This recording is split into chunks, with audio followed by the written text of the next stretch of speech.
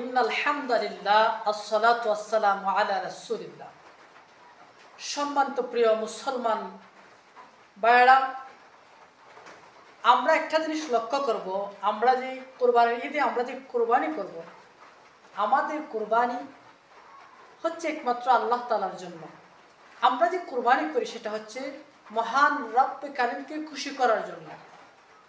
আল্লাহ রাসূল সাল্লাল্লাহু আলাইহি ওয়াসাল্লাম হাদিস শরীফের মধ্যে ঘোষণা করেছেন, ইন্নামাল আ'মালু বিন্নিয়াতি, প্রত্যেকটা কাজ তার নিয়তের উপর নির্ভর করে।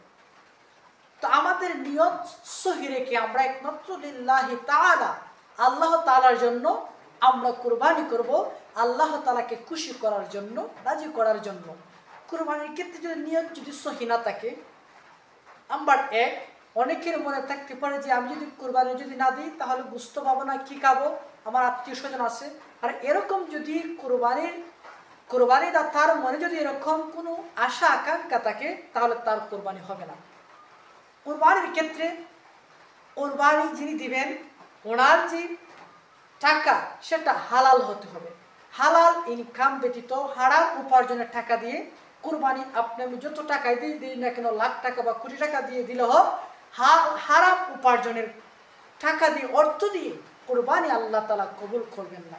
তো সেই ক্ষেত্রে আমরা লক্ষ্য করবো। আরেকটা কথা হচ্ছে, আমরা যখন কোরবানি যখন দিই, কোরবানির ক্ষেত্রে দেখা যায় অনেকে বলেন যে কোরবানি আমার নামে, অথবা বলেন আমার বাবার নামে, আমার সন্তানের নামে। আসলে এই যে আমরা যে বলি এ কথাটার অর্থ কি? নামে তো হবে একমাত্র আল্লাহ তাআলার জন্য, কিন্তু না বোঝার কারণে অনেক মানুষ এই কথাটা ভুল করে থাকেন। আমাদের কোরবানি হবে একমাত্র আল্লাহ তাআলার জন্য। আমার পক্ষ থেকে বলবো, আমার পক্ষ থেকে, আমার সন্তানের পক্ষ থেকে, আমার বাবার পক্ষ থেকে। আসলে কারোর নামে হবে না, কারোর নামে বলা যাবে না।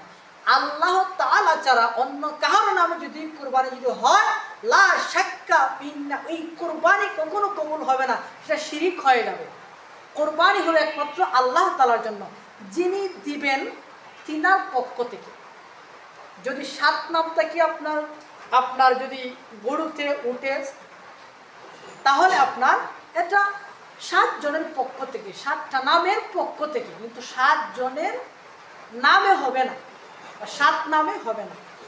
তো এই জিনিসটা আমরা লক্ষ্য করব।